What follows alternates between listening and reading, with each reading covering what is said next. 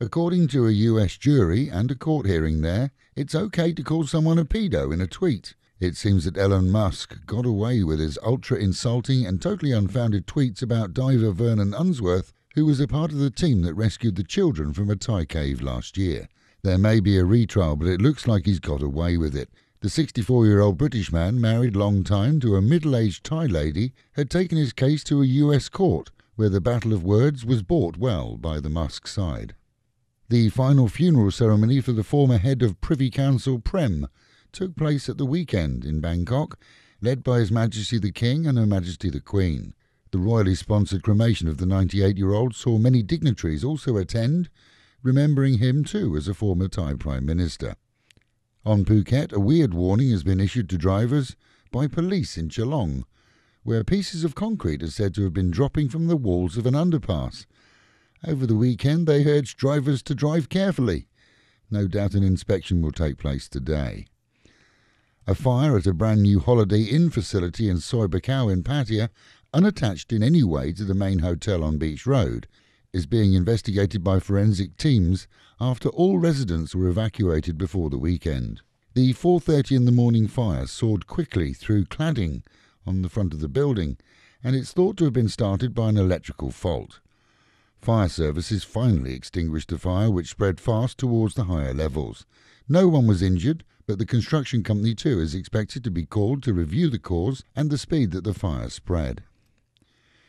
An elderly sailor was rescued by a Thai Navy service off Phuket at the weekend.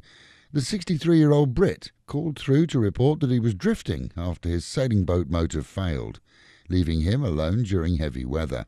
He was towed back by the Navy to the shore without injury.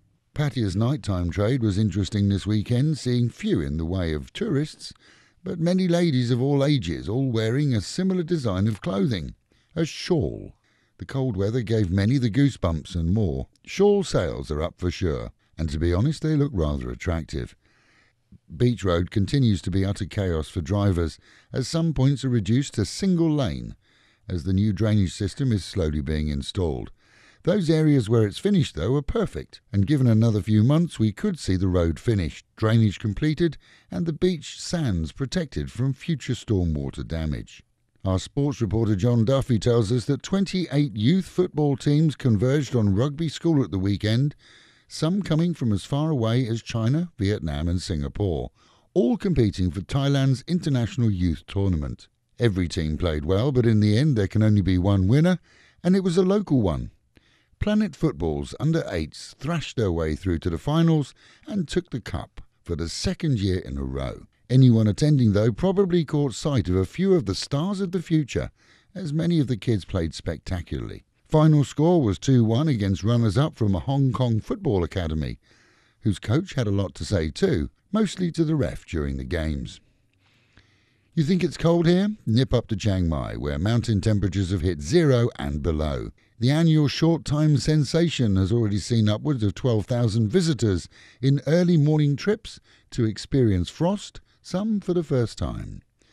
And for those of us who came here to get away from that, the Met Office promises today highs in Phuket of 32, dropping down to 24, some sun, and for Pattaya highs of 29, dropping down to another chilly 17, with some sun promised too. That is the local and national news from Fab FM.